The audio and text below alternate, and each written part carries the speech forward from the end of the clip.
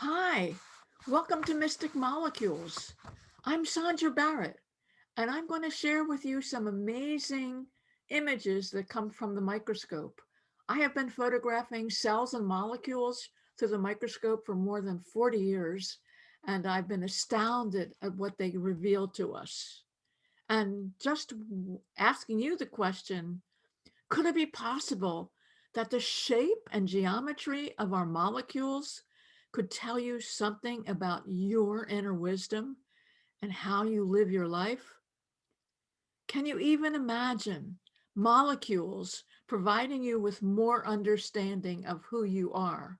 Well, as we journey into inner space, we will see what the molecules can show us. And I call this inner space because we're much more familiar with what's external to us.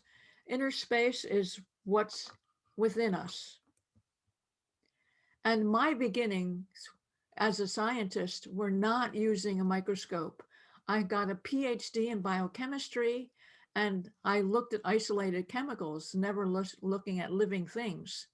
And when I took a postdoctoral fellowship in immunology, hematology at the University of California Medical School, I learned how to use the microscope. And I was using the microscope to be able to understand human white blood cells. This is a human white blood cell. In order to be able to develop diagnostic tools on human leukemias. And human leukemias are basically cancer of the white blood cell. So I wanted to learn about this cell to be able to understand that. And one of the first things I was aware of was how orderly normal cells are. And when you get into the form of leukemia cells, they're much more chaotic. You notice everyone has a different shape. So let's see what more of these cells could tell us. Fortunately or unfortunately, many of the leukemias I was studying were children's leukemias. And as I got to spend time with the kids, I began giving them slideshows in the pediatric oncology clinic to look at, let's see what normal white blood cells look like, or normal cells, and let's look at cancer cells. And because so many of these children were experiencing a change in how they looked from the chemotherapy or their treatment, I wanted to show them beauty. So I began in these slideshows, not simply showing them cells and molecules, but also showing them vitamins and minerals. This is vitamin B12 and this is selenium, because it was important for them to have a sense of they were beautiful no matter what was going on in their bodies. And what also I discovered as I was doing these slideshows with these children, anywhere from 3 to 18, I was not telling them what these things were. I was just entertaining them while they're waiting for their chemotherapy. And one of the things I learned was just looking at these images from inner space, our mysterious molecules, calmed the children down. And I saw that in many, many different situations. I also saw that with adults with cancer, many of them wanted to see the images over and over. So, what do these images have to show us beside their beauty, or maybe even their divinity? So, this is niacin grown in wheat, may even look like where it comes from. This is vitamin C. We are amazingly beautiful. And this is zinc, a mineral essential for our immune health. And if you're deficient in zinc, one of the first signs of that is that you lose your sense of taste and smell. So rather than thinking losing your taste and smell is COVID, check out your zinc levels first. And of course, we look at some of the beautiful living things as well through the microscope. This is a rose petal. And then to look at the building blocks of life. This is amino acid. Amino acids are components of the proteins in our body. We've got hundreds of thousands of different proteins, only 20 amino acids. They all have different shapes and electrical charges. So this is lysine through the microscope. This is another amino acid, leucine, and become aware as you're looking at these images, just their design and their shape, their beauty. This is a more complex molecule called creatine phosphate. And this is the molecule that stores energy in our cells. It also recycles energy when it's depleted. And I call this the force is with you. And here we've got DNA. In my own evolution of understanding or exploring mystic molecules, it was DNA that was the first because the form, the geometry of DNA is a spiral. And so many cultures, ancient and modern, have the spiral as a sacred symbol. So my quest began to be, was it because people saw inside, saw their inner space in their visioning, and they saw the spiral nature of their cells, and that's why the spiral became a famous sacred symbol. And not just through the microscope do we see the amazing um, mystical qualities of DNA. This is a computer graphic of DNA showing all the different atoms, different colored atoms in the DNA molecule, looking at it from the top. This is a computer graphic. So the computer graphic is also showing us the power, the mysterious power of our molecules. And another question that came when I saw this was, did the idea for painting mandalas come from, again, inner space visioning and seeing this as part of the makeup of our DNA? And then we get into more. I started teaching adults body, mind, medicine, cellular health. I used the molecules through the microscope as touchstones to make abstract, invisible concepts tangible. So this is adrenaline through the microscope. It's one of the first primary stress hormones, and also is released during excitement. And in this slide, I wanted to share with you how our cells work, because I'm stressing the whole idea of shape and design of these molecules. Cells work. They're able to take in information by recognizing patterns of shape, electrical charge, vibration. So here again, we've got adrenaline, and how our cells are able to recognize information. Our cells have on the surface, on the outside surface of them, receptor sites that are able to recognize different molecules based on the geometry, based on the vibration and charge of both the the information, as well as the cell has to be able to receive the information. So here we've got adrenaline, and here we've got histamine. And you could see they're very, very different shaped molecules. So the receptor sites have to be different shape. And as I moved more into working with and teaching uh, adults, it became much more experiential and in certain ways more fun. So I began photographing the molecules of taste through the microscope.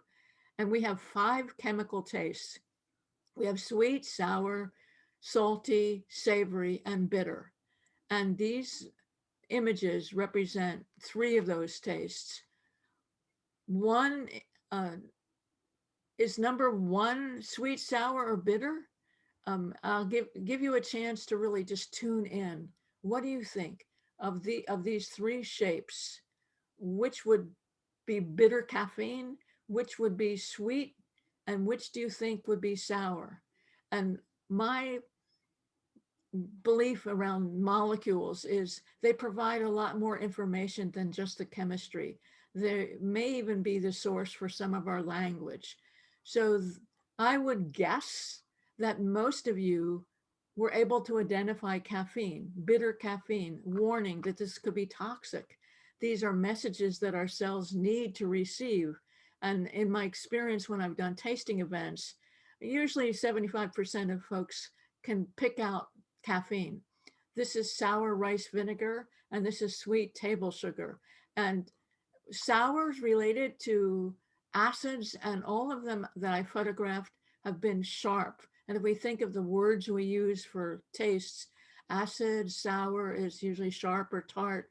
Sweet can be rounded, and we see that in the molecules. Bitter could be prickly, wake us up. Of the five tastes, only two of them are considered pleasurable, sweet and savory. Savory is also called umami. And this tells our cells this is a nitrogen source, absolutely necessary for life. This is an energy source, absolutely necessary for life. So you better enjoy them to be able to prolong your life, keep yourself alive. And of course, living here in Northern California, getting into taste meant I had to get into the tastes of wine and their expressions through the microscope. So this was one of the first wines I photographed. I was an artist in residence for Sterling many, many years ago. And this was the winemaker's favorite um, wine. It's a Sauvignon Blanc, a white wine. And to my palate, it was very sharp and angular. I did not like it at all. And most Sauvignon Blancs that I photographed, probably 30 or 40, that are made in one particular style, are sharp or angular, lean, if you will. A lot of people like that flavor. I don't. And just to compare the taste of wine, this is a luscious, voluptuous red wine. You can see its look and its beauty is very different than the Sauvignon Blanc. And I have a whole series of images on my website, as well as in my book, Wine's Hidden Beauty, to be able to see the story of the life of wine and its mystical molecules. And as I was getting more and more into taste, I had friends, and this is salty. This is the taste of, this is table salt. I had friends ask me, would I photograph mineral salts related to astrology? And astrology was something I had wanted to have nothing to do. I was still, quote, a serious scientist on the faculty of UCSF. And thinking about astrology was not on my radar at all. But I asked them if they could get me the pure mineral salts, the pure 12 mineral salts. I would photograph them because, again, I could show them to kids how what's in their body and how we can understand with adults a little bit more about nutrition. And before I tell you what I discovered, I'm going to ask you again to let your intuition um, ride with you and see, is there one of these images, these shapes, geometric shapes, that speak to you, that call for your attention, is your one you like best? And just write that down and see what that tells you about yourself. Perhaps it's always, this is always the research part of this whole study. And what I found when I photographed the 12 mineral salts, that there were four primary shapes. And as a microscopist who categorized things, I looked at, was there a quality of four in astrology? And there was. There were the four elements. And what I saw from the photographs of these mineral salts were all the mineral salts related to water signs were wavy or curvy. All the mineral salts related to fire signs were hexagons. All the mineral salts related to air signs were square. And all the minerals related to earth signs were rounded. And I've got to tell you that that really shook me up, because how is it possible that a tool of technology could be uncovering some occult knowledge about the elements in astrology? And we will see how that's changed who I am, and maybe it will inform a little bit of who you are. So just in terms of the shape that you chose, if you chose hexagon, what I've seen when I've done that with people I do readings with or classes, that we tend to be attracted to the predominant element in our chart, our their sun sign, or what's missing. So just you, I'm sure everybody watching, most of you know your sun sign, so you know the element of it. and see if you tuned into that intuitively. So here we have all the earth minerals, Capricorn, Virgo, and Taurus, all rounded. And since Capricorn was the first salt I photographed, it's calcium phosphate, I began since it looked like bone, I began learning a little bit more about the physiology of how these work in our bodies, separate from the metaphysical qualities. And it looked like bone to me. So I was like, okay, I'm going to continue photographing these minerals. And here we've got the mineral salts related to water signs. Here's Cancer, Scorpio, Pisces. And here are the air signs: Gemini, Aquarius, and Libra.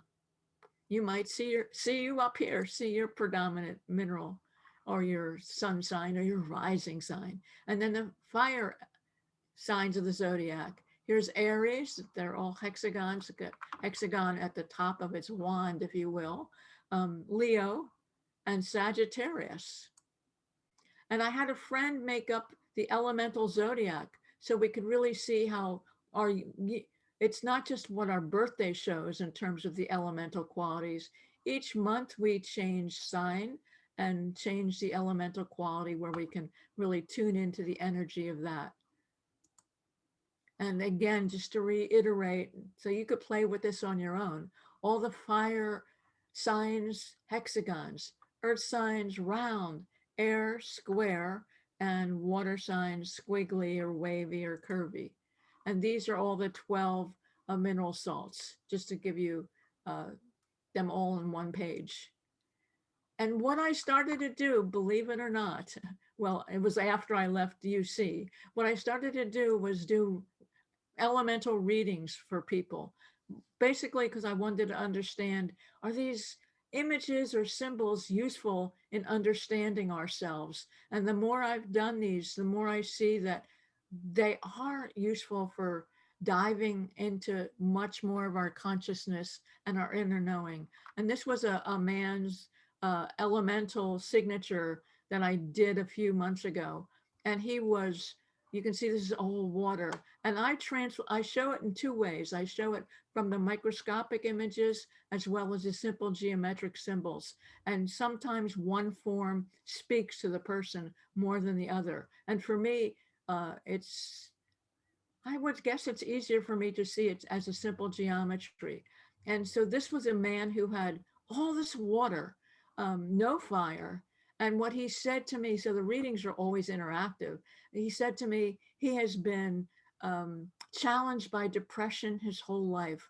And if we just look simply at this signature, the water element is about emotions. And so he was drowned in the oceans of his emotion. And one of the things we do is to look at, well, how do we balance this out? How do we balance out the missing ingredient, if you will, and enhance what's already here so that it doesn't feel like you've got a genetic program that's can't be changed, but that you've got, in a way, an epigenetic elemental program that you can enhance and remedy. And this was a woman I did a couple of weeks ago who had all this fire energy. She was Aries rising, Aries sunshine, and looking at these symbols. And she wrote back to me after the reading, says she finally understood why she was so impulsive. She had all this fire energy. Things made her angry. She was angry all the time. So a different emotional state, if you will, from what the signatures are. And so in traveling this world of molecules, first I was doing it for its incredible inner beauty. And then as I got into these minerals related to astrology, I saw that there's blending, there's alchemical relationships that create whole new forms that help us understand ourselves a little bit better. And this image I call transformation. And can we use these images in a lot of ways to understand ourselves better? So if you're interested in learning more about all of this, you can go to my website, and in the next month in February, I'm starting a new class called the Elemental Cell. I've never done this one before. It's 4 weeks long, and it's going to give you a basic understanding of how your trillions of cells work, how they keep you well, what their design and architecture is, and how you can tune into them for better healing and improve your well-being. I also weave into it the four elements. How do the four elements of nature play a part in ourselves, and how we can really see where our birthday, just a little bit in that course, where your birthday can play a part, your elemental signature in how you go through life. I also, so it's a valuable practical science, and you also learn some simple mind body cellular practices along with the mystical explorations to help you embody the information. I mean, I always feel you have to embody the information to make it real. Otherwise, it's abstract. So, so the goal for me in any of the cell classes I teach is for you to create an intimate relationship with your cells and to fall in love, to actually fall in love with your body in a whole new way, to see yourself in a whole new way. And every month I offer a few private elemental guidance readings. So just the elemental cell will start in the beginning of February, and you can register for that now or find more information on my website. Every month I do, so the elemental guidance readings are available every month. I do a few readings. They're private one-to-one, in-depth exploration of your birth data. And so we explore the gifts of your elemental chart, the gifts and the challenges. So, what can you learn? You'll see your sacred symbols, and you'll gain some understanding of how your elements influence your life and how you operate through in the world. What your lens is. Are you predominantly an earth person? You may already know this, but like, well, what can we do to expand and enhance what we intuit? So often I hear from people, oh, you confirmed what I always suspected about myself. So these are interactive readings. It's not me just talking to you. And we look for remedies to help bring you into balance if you need that. If you don't have any water in your chart or fire, how do you balance that? Often we're using nature first or people to see what will expand my consciousness and my state of being the easiest, and I'll keep on using it. The guidance from my perspective provides you with a much deeper understanding of who you are and the choices that you make and the new choices you can make. And it's actually fun doing this. And it's recorded, so you get a video recording to be able to look at anytime. So if you're interested in any of these, check this out on my website, the links on the website, and feel free to email me, Sondra@sondrabarrett.com, if you have any questions. And I always like to use this as the last slide. Rumi's quote, don't feel lonely. The entire universe is inside you. And if you actually know that all the elements, all the atoms in us, of us, came from the death of stars. So we're stardust. So we have the whole universe, all the stars that have been here in the past are part of us. No reason to be lonely. Um, well, sometimes there's reason to be lonely, but if we think about the beauty that is us, I think it brings us more into the mystical connection with divinity.